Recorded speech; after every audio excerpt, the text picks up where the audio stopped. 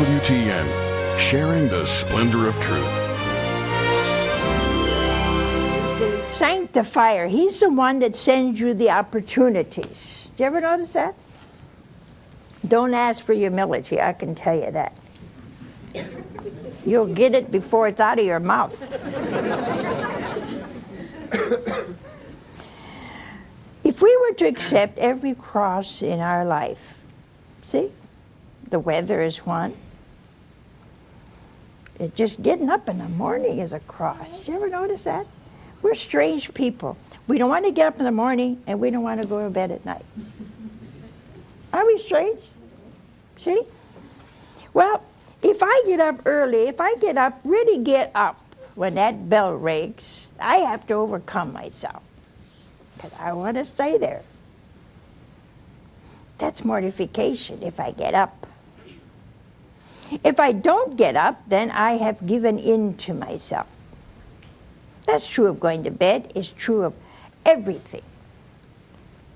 It's true of everything in your life. If you don't have discipline, that's what's wrong today. There's not very little discipline, either mental discipline or physical discipline. And that's all it is. What it does is take that old silver-plated dish and polish it. Now, some of it God does, no question of that. But some of it you have to do. See, some of it you have to do. You put it there, you got to take it off. Now, what do you think is a good mortification? Why don't you call tonight and tell me what you think is a good mortification? Don't tell me about candy.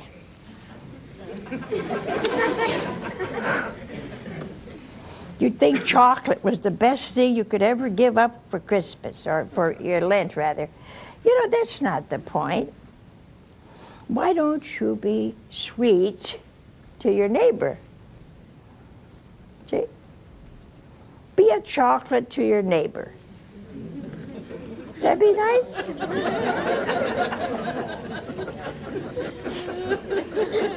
I just thought of that, you know?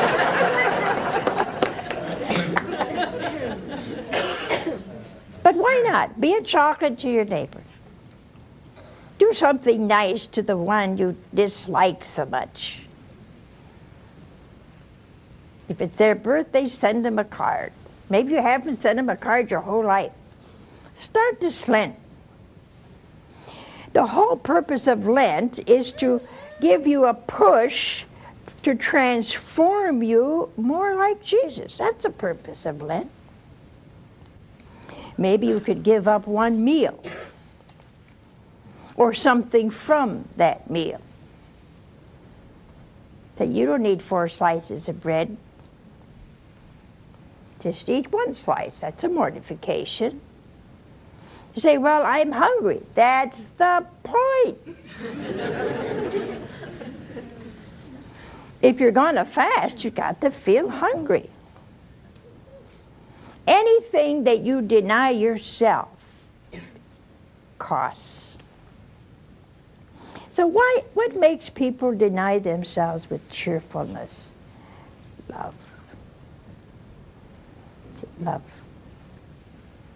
Love makes everybody do what they do with ease. And maybe we need to just start this Lent with loving more. My neighbor, most of all, Jesus. Why don't you try to make a visit to the Blessed Sacrament? I heard about one church today in a phone call that there is no tabernacle at all now in the church. First they move it from here to here, and then from here to there, and then from here to here, and then from there to there. Now it's out.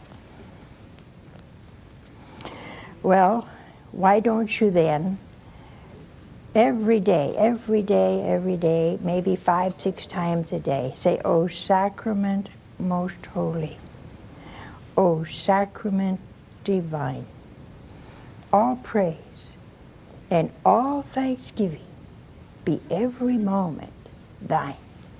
That simple, huh? Could you say that maybe? Morning, noon, afternoon, 4 or 5 times a day? Couldn't you say, Jesus, I'm so sorry you're closed up in so many churches. There's so many churches you can't hardly find you. So many churches are locked all week except Sunday. And there you are all by yourself. Must be very lonely, Lord. So why don't you talk to him like that? Say, Lord, I cannot visit my church because it's closed, but I can visit you in my heart. See? So mortification can be very positive. It's more than eating and drinking, or not eating and not drinking. It's something you want to do inside. Give up that sin, and not just for Lent, forever. Give God your whole self this Lent. Just say, Lord, I've done a lot of terrible things in my life. This Lent I'm going to confession. I'm going to live a whole new life. Wouldn't that be great for Lent? Huh? That's not hard to do.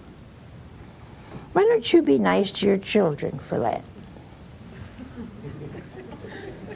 Try it. I mean, you know, your son comes home, he looks like he's crocked. After you pour cold water on his head, say, I love you, sweetheart. Get a towel and wipe it off.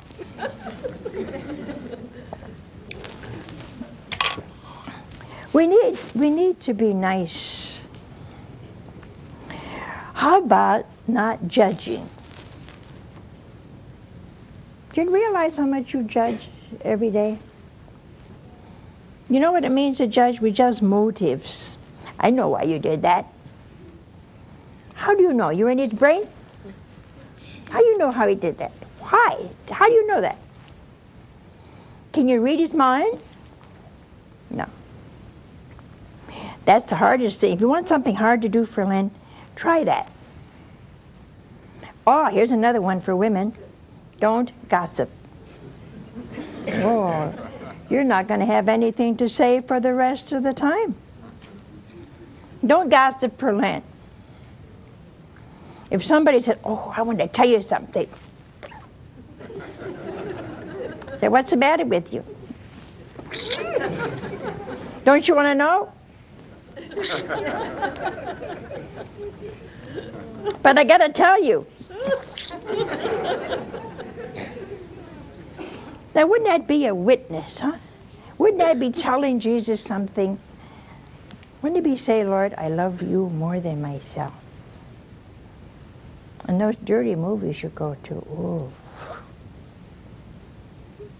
If you could see your soul after you come out of one of them,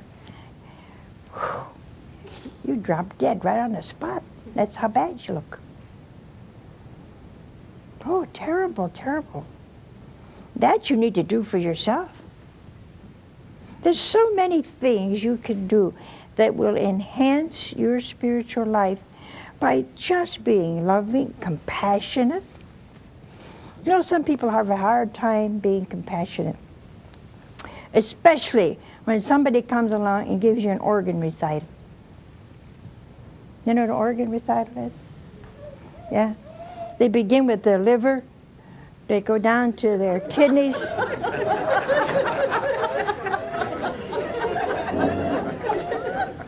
I thought if I didn't explain it, you'd never get it.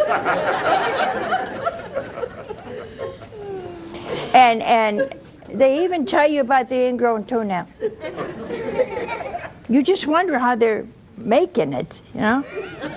How they're walking. And the bad thing about it is they've already told you a half a dozen times already.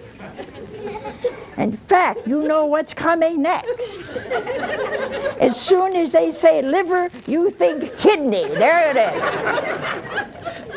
As soon as they say kidney, you talk about their intestine. You know what's coming. It goes all around in a circle. And the first thing you know, they got a brain tumor. That's new. the part about that is if you stood there and listened like you never heard it before. Now that's mortification.